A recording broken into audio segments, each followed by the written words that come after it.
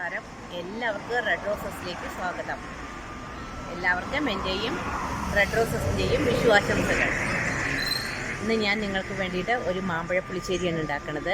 അടിപൊളിയാണ്. നിങ്ങളെല്ലാവരും ഇത് കാണണം. എൻ്റെ വീഡിയോ ഇഷ്ടപ്പെടുകയാണെങ്കിൽ നിങ്ങൾ ലൈക്ക് ഷെയർ ചെയ്തിട്ട് എന്നെ പ്രോത്സാഹിപ്പിക്കണം. അപ്പോൾ നമുക്ക് വീഡിയോയിലേക്ക് കിടക്കാം.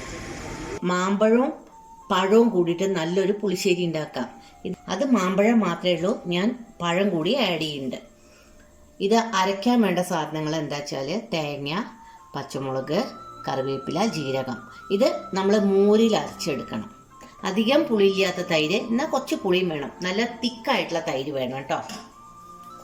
കടുക്, മഞ്ഞൾപ്പൊടി, മുളക് പൊടി, ഉലുവ, നെയ്യ്, ഇത്രയും സാധനങ്ങൾ. പിന്നെ വേണ്ട ഒരു സാധനം ശർക്കരയാണ്. അപ്പോൾ നമുക്ക് അത് ഉണ്ടാക്കാൻ നോക്കാം. ഞാനത് പുതിയ കടായിയാണ് ഞാൻ യൂസ് ചെയ്യുന്നത് കേട്ടോ. മാമ്പഴ പുളിശ്ശേരിക്ക് ഞാൻ ഫ്ലിപ്കാർട്ടിൽ നിന്ന് വാങ്ങിയതാണ്. ഇംബാക്സിൻ്റെ നല്ല ലാഭത്തിൽ കിട്ടി, നല്ല സാധനമാണ്. നമുക്ക് ആദ്യം ഒരു അര കഷ്ണം പഴം ഇതിൽ വെച്ച് വേവിച്ചു കൊടുക്കാം. ആദ്യം ഇങ്ങനെ വെള്ളം ഒഴിച്ചിട്ടേ പഴം ഇങ്ങനെ റൗണ്ടാക്കിയത് മുറിച്ചത് വേവിച്ചെടുക്കാം. അര കഷ്ണം പഴം മതി കേട്ടോ. ഇത് ഞാൻ അടച്ചു വെച്ചിട്ടൊന്ന് വേവിക്കട്ടെ. അരമുറി തേങ്ങ, 3 പച്ചമുളക്, 1 ടീസ്പൂൺ ജീരകം, നല്ല തൈരിൽ കുറച്ച് കറിവേപ്പിലയും കൂടിയിട്ട് നല്ല സ്മൂത്താക്കി അരച്ചെടുത്തിട്ടുണ്ട്. നല്ല പേസ്റ്റ് ആവണം കേട്ടോ. ഈ കറി ടേസ്റ്റ് കൂട്ടണത് ഇതിൻ്റെ അരവാണ് കേട്ടോ. നല്ല വെണ്ണ പോലെ അരയണം. നമ്മുടെ പഴം കണ്ടോ വെന്തുടങ്ങി. ഇത് നമുക്ക് നന്നായി ഒന്ന് ഉടച്ചെടുക്കണം കേട്ടോ. എന്നിട്ട് മാങ്ങയുടെ മുഴുവൻ ഭാഗങ്ങളും ഇട്ടിട്ട് നമുക്കത് വേവിച്ചെടുക്കണം. പഴം നന്നായി ഉടച്ചെടുത്താലേ ഈ കൂട്ടാന് രണ്ടിൻ്റെയും ടേസ്റ്റ് ഉണ്ട് കിട്ടുള്ളൂ.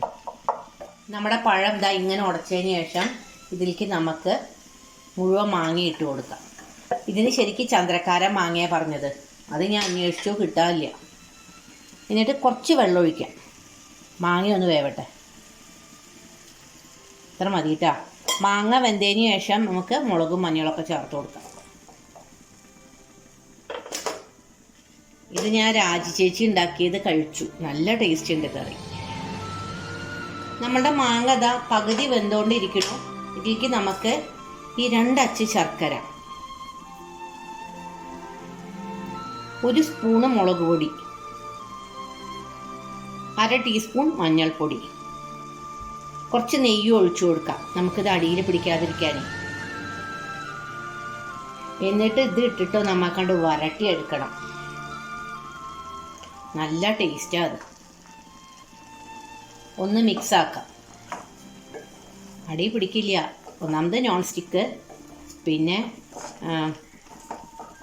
നെയ്യ് ഒഴിച്ചിട്ടുണ്ട്. നമ്മൾ ചെറിയ ഈ മുട്ടി കുടിക്കണ മാങ്ങല്ലേ, അതൊക്കെ ഇതിന് നല്ലതാ. ഇനി നമുക്ക് അടച്ചു വെച്ചിട്ടേ അത് വേവിക്കാം. അപ്പോഴേക്കും നമ്മുടെ ശർക്കര ഒന്ന് മെൽറ്റ് ആവട്ടെ. നന്നായിട്ട് നമ്മുടെ വരണ്ടിരിക്കണം. എനിക്ക് നമുക്ക് ആ ഉപ്പ് ഇട്ട് കൊടുക്കാം.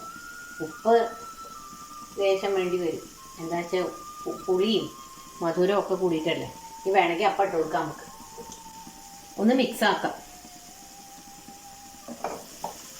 കണ്ടോ, ഇത് ശരിക്കും വരണ്ടില്ലേ. ഇതൊരു അടിപൊളി കൂട്ടാനാട്ടാ. ഇത് ഒരു അടിപൊളി പുളിശ്ശേരിയാണ്. പഴം വേണമെങ്കിൽ നിങ്ങൾ ചേർത്താൽ മതി കേട്ടോ, ഓരോരുത്തരുടെ ഇഷ്ടത്തിന്. മാങ്ങ എന്തായാലും ചേർത്തിട്ടുണ്ടാക്കി നോക്കാം.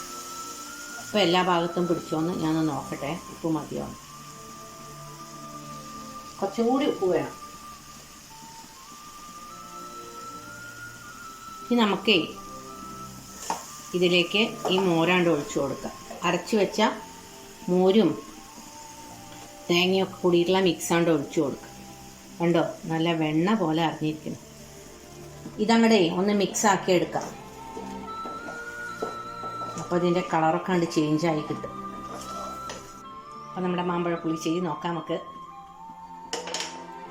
വാവ്, നല്ല വരട്ടിയ മാമ്പഴ പുളിശ്ശേരി. ഒന്നങ്ങോട്ട് മിക്സ് ആക്കിയതിന് ശേഷം നമുക്കിത് മാറ്റി വയ്ക്കാം. നമുക്ക് വറുത്തിടണ്ടേ.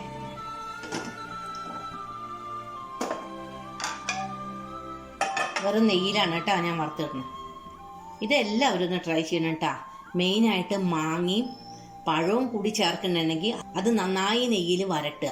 അതായത് മുളക് പൊടി, മഞ്ഞൾപ്പൊടി, ഉപ്പും ഒക്കെ ഇട്ടതിന് ശേഷം നന്നായിട്ട് വരട്ടിയെടുക്കുക. എന്നാലാണ് അതിൻ്റെ ഒരു ടേസ്റ്റ്. അപ്പോൾ 1 ടീസ്പൂൺ നെയ്യ് ഞാൻ ഒഴിച്ചു. അത് ചൂടായി അതിലേക്ക് നമുക്ക് കടുക്, ഉലുവ നന്നായി പൊട്ടട്ടെ. ഇതൊക്കെ നന്നായിട്ട് പൊട്ടി തുടങ്ങിയ അതിലേക്ക് നമുക്ക് ഉണക്കമുളകും കറിവേപ്പിലയും ഇട്ട് കൊടുക്കാം. അതിട്ടൊന്ന് ഇളക്കി കൊടുക്കണേ. ഫ്ലെയിം ഒന്ന് കുറച്ച് കൊടുത്താൽ മതി, അല്ലെങ്കിൽ കടുക് കരിയും. അപ്പോൾ നമ്മൾ ഇത്രയും കഷ്ടപ്പെട്ടതിന് ഒരു കാര്യം ഉണ്ടാവില്ല.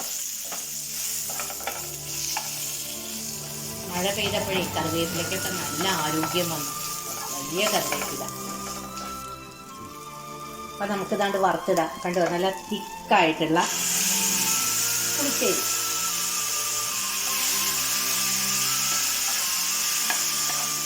നമുക്ക് അതിലേക്ക് അതിൻ്റെ വറുത്തിട്ട് കൊടുക്കാം. നല്ല അടിപൊളി മണം. എന്തായി ഉലുവയും കടുകൊക്കെ ആകുമ്പോഴേ നല്ലൊരു മണം അത് തന്നെ. അപ്പോൾ ഇതൊന്ന് എല്ലാവരും ഒന്ന് ഉണ്ടാക്കി നോക്കൂട്ടാ. ഒട്ടും മോശമാവില്ല. വളരെ നല്ല പുളിശ്ശേരിയാണ്. ഇനി നമുക്കിത് അടച്ചു വയ്ക്കാം. എല്ലാവർക്കും സമൃദ്ധിയുടെയും ഐശ്വര്യത്തിൻ്റെയും ഹാപ്പി വിഷു.